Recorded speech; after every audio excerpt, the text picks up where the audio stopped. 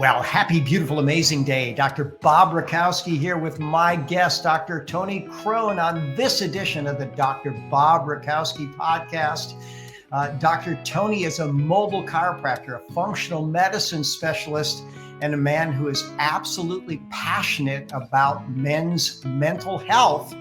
So, Dr. Tony, first question, how did you get here? Not just on this podcast and not on planet Earth, but how did you get here in this space of wanting to impact people with functional medicine tools?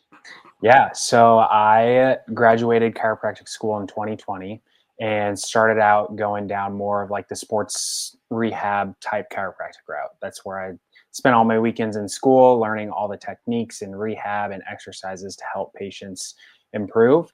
And throughout the 3 years in practice, I just, not with every single patient, but you kind of start to pick up on trends that I don't know if it was 2020 and the pandemic, but people were just lonely and isolated and carrying this emotional baggage. And as I started growing closer with patients, because that's the doctor-patient relationship, you want to build that trust with your patients and create this relationship. So I mean, obviously they're not divulging all this information, but there's also an aspect of just communication and being there for your patient to help them heal.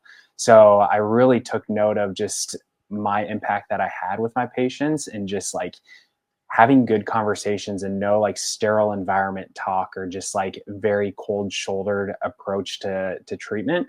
And so patients just like were getting stuff off their chest and not like super deep stuff, but just like things that most people wouldn't talk about with their patients.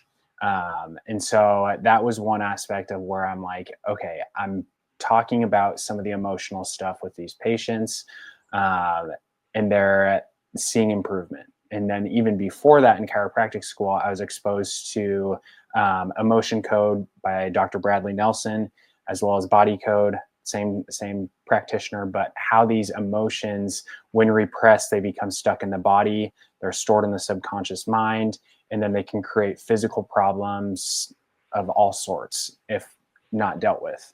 And they can show their head and rear their head down the line, just as more and more pressure and stress and everything that this world throws at us. It's that boiling point.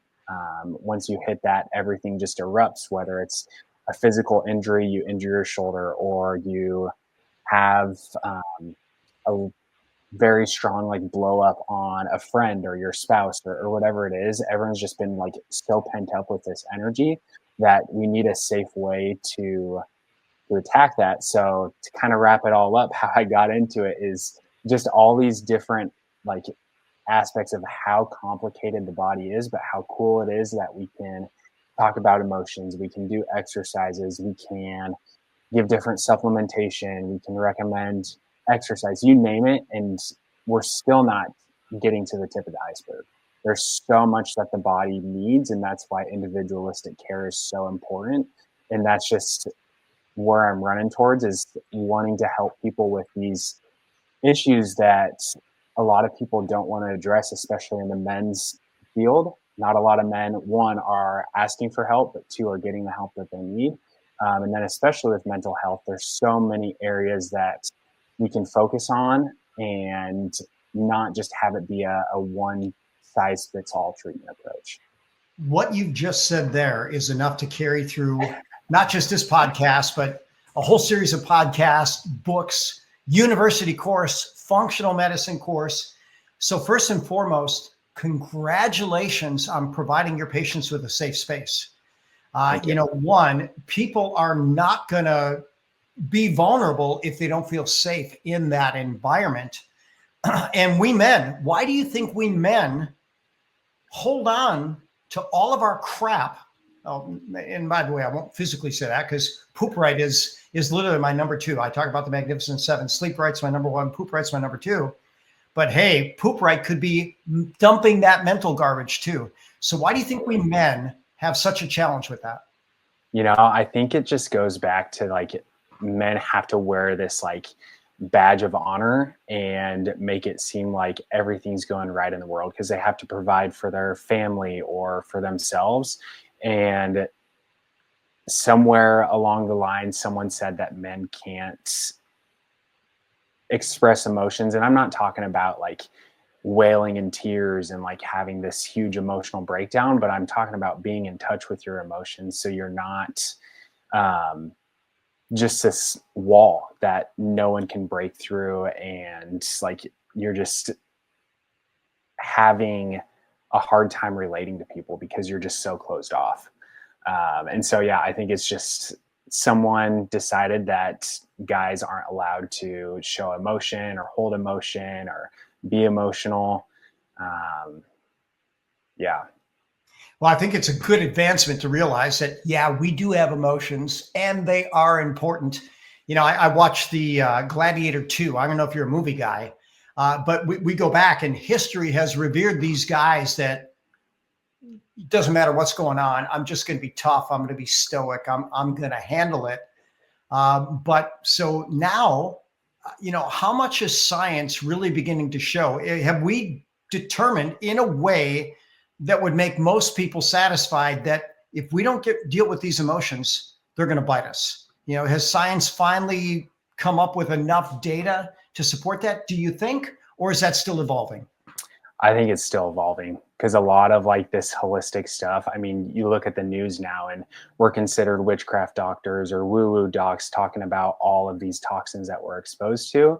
And what we know is that the science is slow to keep up. Like it takes 5 to 10 years to do a scientific study. And then once it's published, we're already 10 years down the line most times. And that's not to bash science and the scientific process. I think there's a time and place for it, but there's also just this like clinical intelligence or this, let's call it like a, what's the word?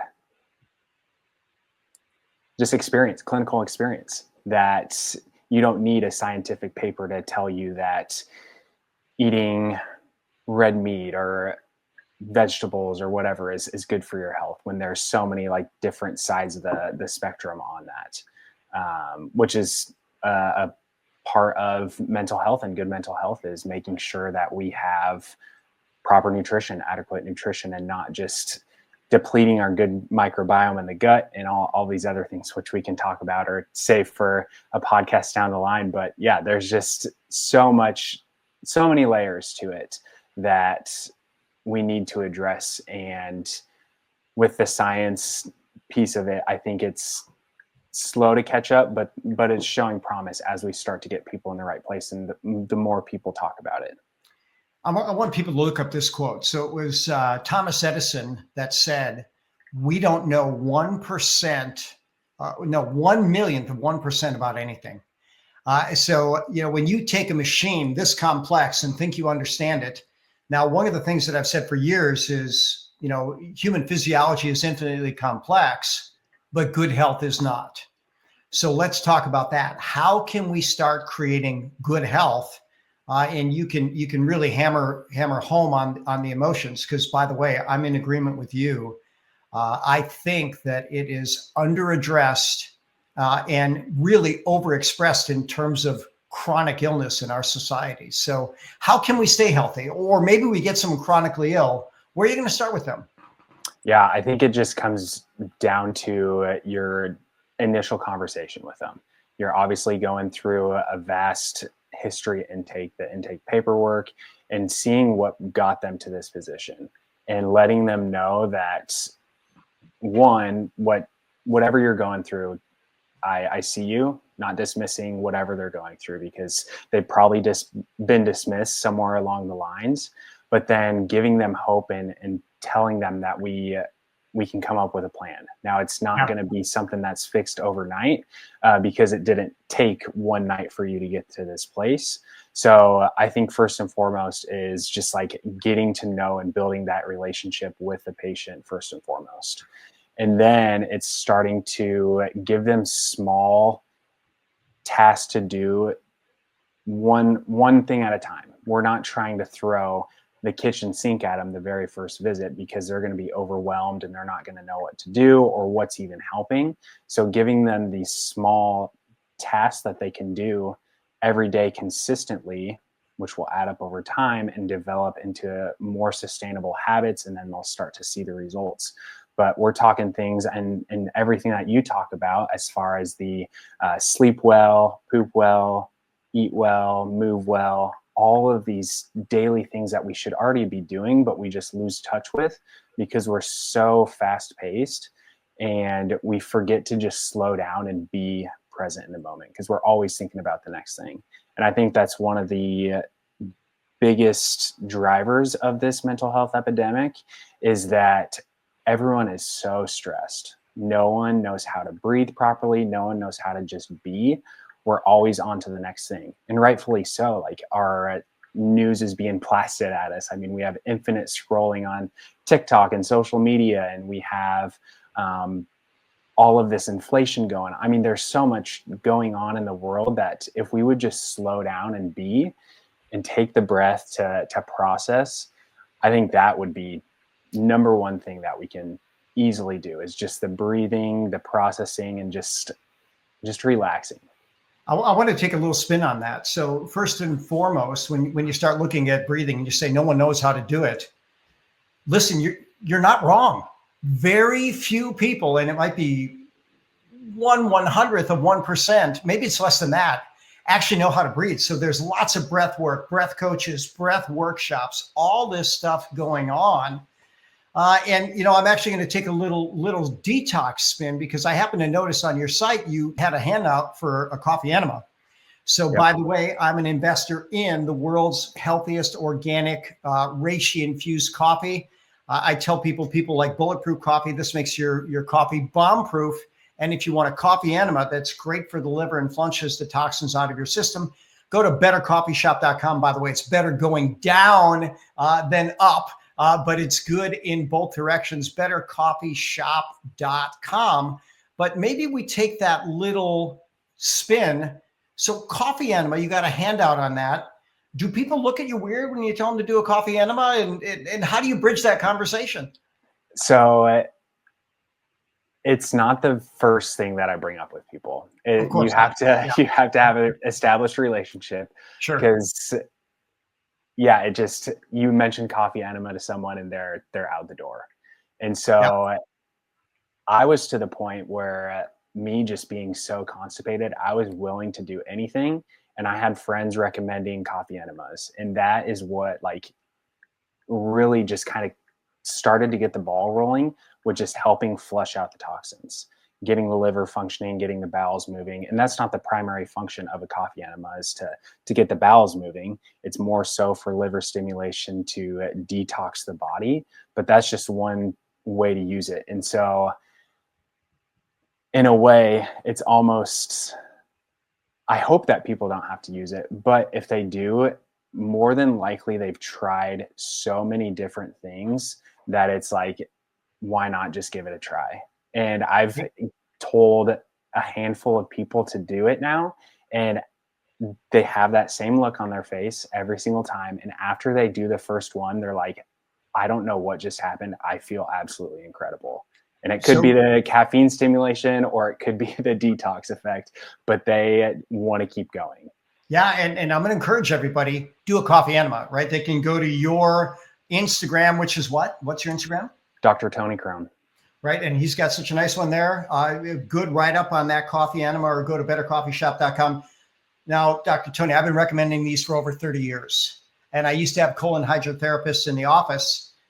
They changed the rules in Texas. You need a medical doctor prescription. But when we had colon hydrotherapists, they give people kind of a high-powered enema. No one wants that.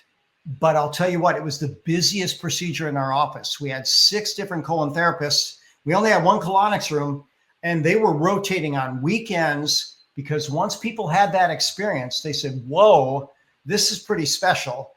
Now, listen, does anybody look forward to it? Not the process, but I'm going to go with Tony Robbins and Tom Bilyeu for a minute. They were talking about cold plunge, and Tom Bilyeu said, I did it every day for a year. I can't stand it. I'm not doing another. And Tony said, there's the difference between you and I. He says, I focus on how good I'm going to feel as a result of it. You feel how miserable you're going to be doing it. I'm going to tell you what, a coffee enema isn't miserable for most people, but the results are epic. So now that's one little interesting, unusual way to move forward. What other little tricks do you have up your sleeve to move people forward? Yeah, so I focusing on the emotional aspect as well as body code that I mentioned. It's a lot of these emotions and energies, because emotions, all they are just energies that are either positive energies or negative energies. And most of the time we have trauma growing up where we experience some negative emotion that we don't fully express. And that's not this big expression that we need to do, but it's sitting with it, breathing through it, and then moving on. It's not stuffing it all the way down. And so we're able to identify these emotions or these traumas that have happened in the past or that you're currently going through, and allow the body to take it out of the subconscious mind, put it into the conscious mind, whether you remember the event or not. We're just working through that event so the body can release this negative energy that's been stuck in the body, because they say the emotions, when they're stuck in the fascia. We know that the fascia has a piezoelectric effect. It's just an energy current that goes from head to toe all the way around.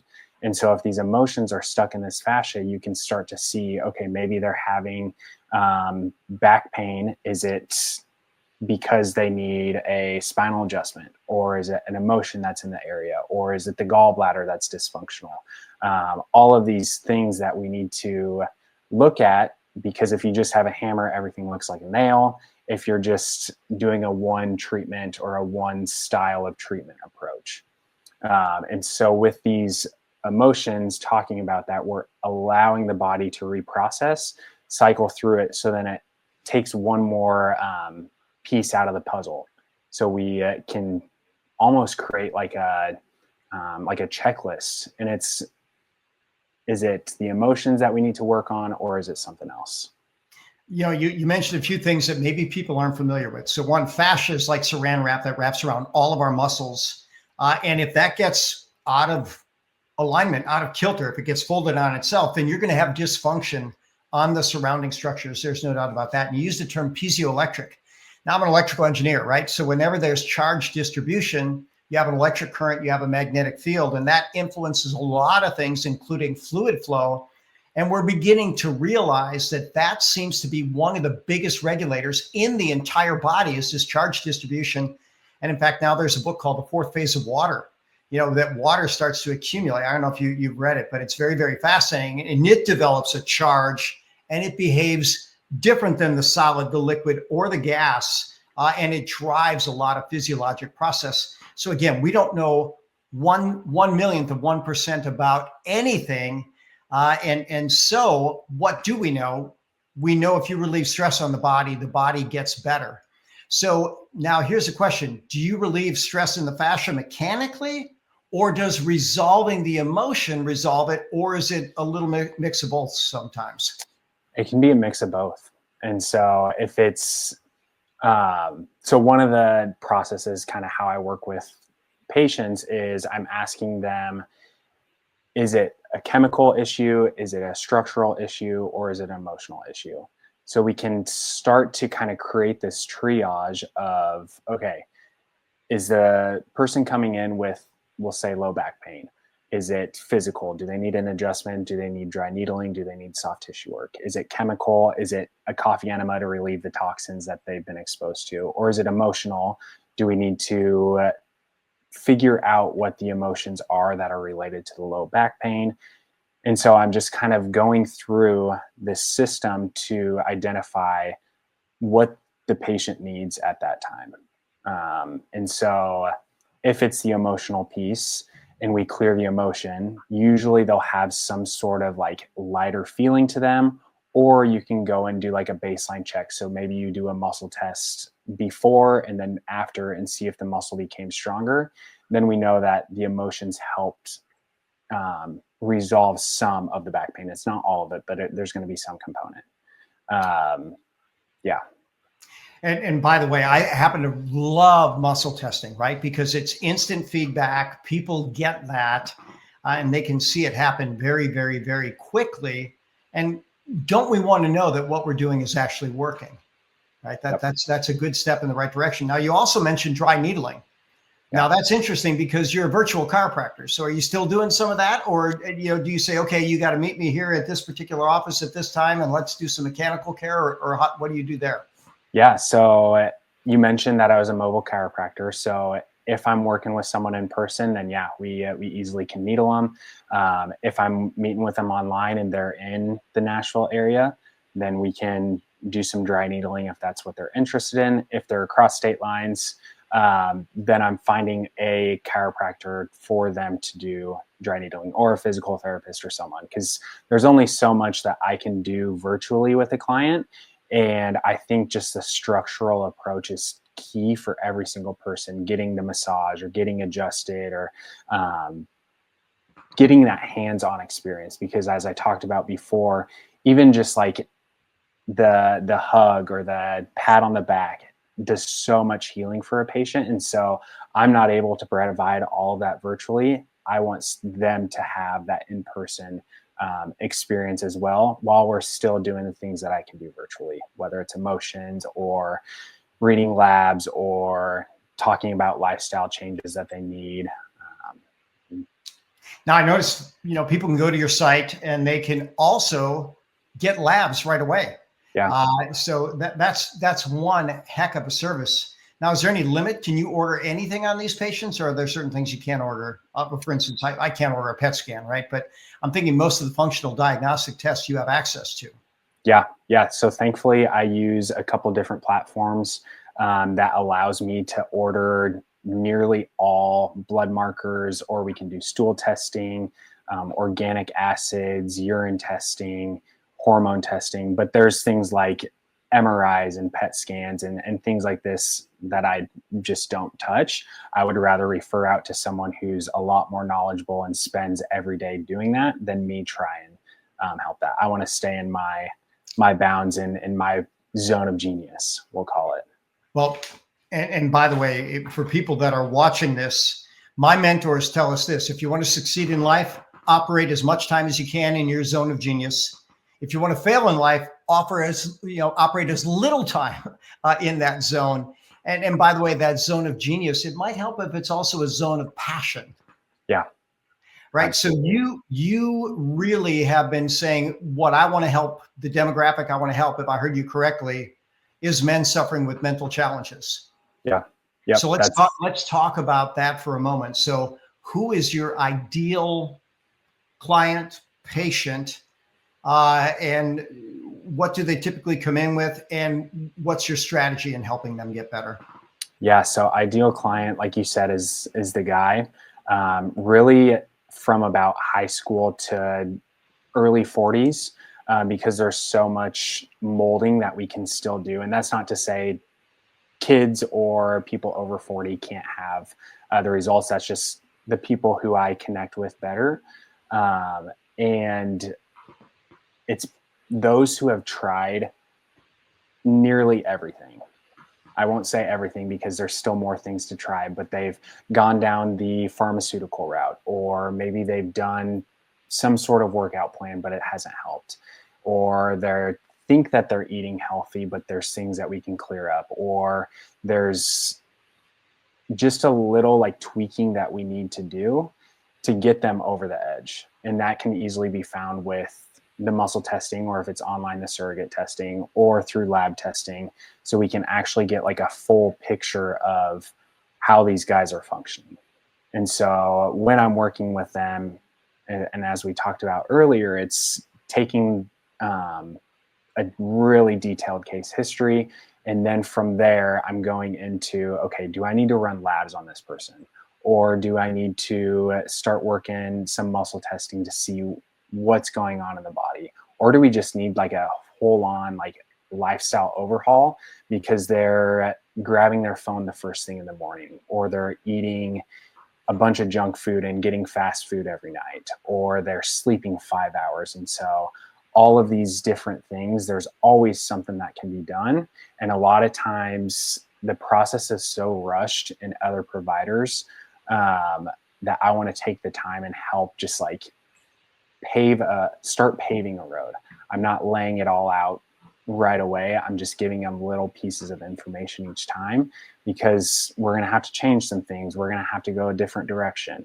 Or if we throw too much, how do we know it's working? And so we want to give them things that they can do to where they're not overwhelmed, and then, help them heal. One, with that detailed history, people fill out forms in my office, right? And they're available online, thedrbob.com. You can see the questions I ask of my patients. And sometimes it takes them 45 minutes. So if I have a new patient that's in acute pain, they often come in angry. Why do I need to answer all these? And my answer back might be, well, listen, you're in acute pain. You don't need to answer them now. But my goal is to help you in as many ways as I possibly can.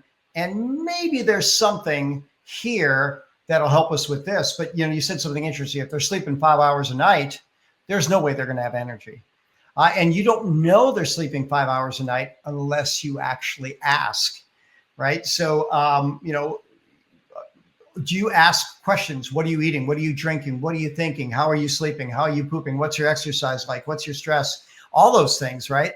And you nod your head because you begin to realize it all matters. So what is one of the more obscure things that you found out that someone had no clue that it was strongly related to what they were dealing with, but it was the little factor that unwound everything? Can you think of a case like that?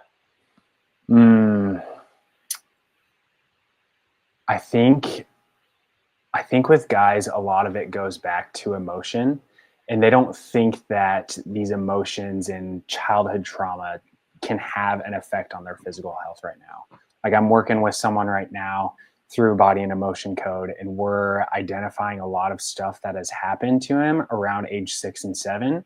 And so, one, I want to say I'm not a counselor, I'm not a therapist. So there's a line that I won't cross. I'm gathering information for them to take to their therapist, their counselor, to further expand on. But I'm helping them realize that where they're feeling stuck now, whether it's relationally or if it's some gym bro that they're having a hard time getting the depth in the squat because their hip is locked up. Like, a lot of what we have faced in our childhood will show up now. So like for him, and he would have no problem with me talking about this, when he was 6 years old, his mom didn't show up to his school play. And so he was devastated. And so the weight of the world kind of fell on his shoulders. He was let down. He felt unworthy. And so a lot of this is coming up today in conversations that he's having with people, because that never was processed or dealt with properly. And so now that we can go back and identify, okay, this is what was happening. Now he has all of these notes and these ideas that he can either work through on his own with breathing and everything else, or he can take to his counselor to further expand on, to figure out, okay, what's the connection between these two? Because there is a connection between what has happened to us as a child versus now. And we can look at the adverse childhood event.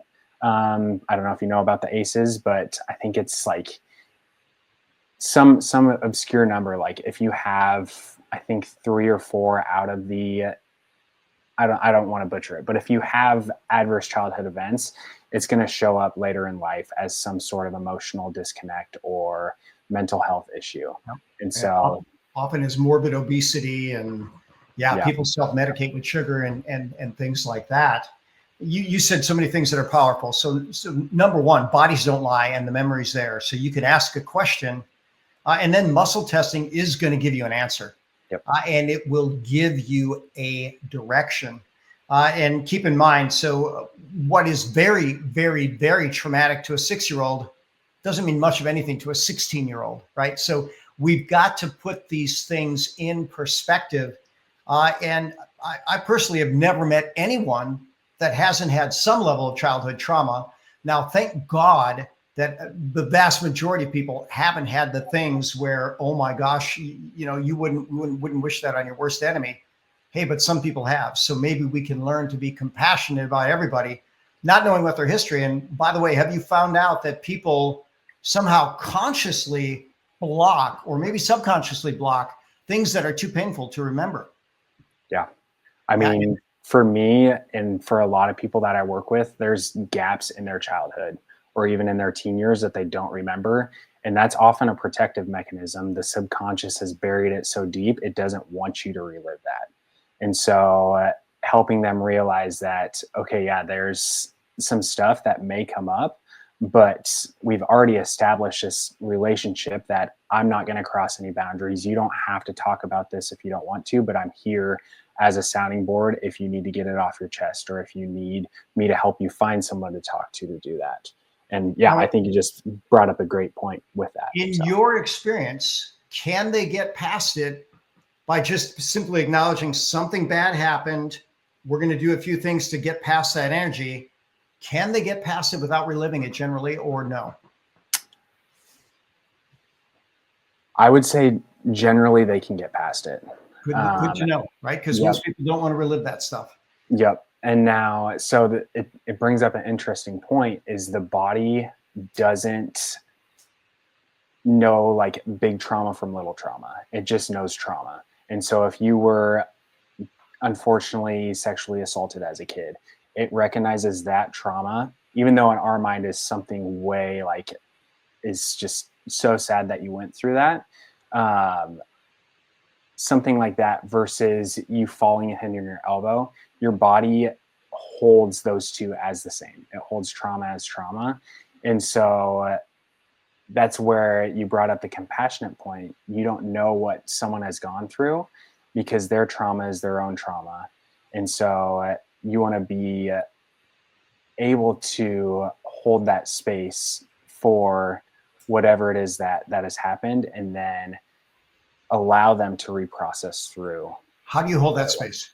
How do you do that? Yeah. So the people I work with, I always tell them, you're welcome to share as much with me as you would like, or you can hold it in.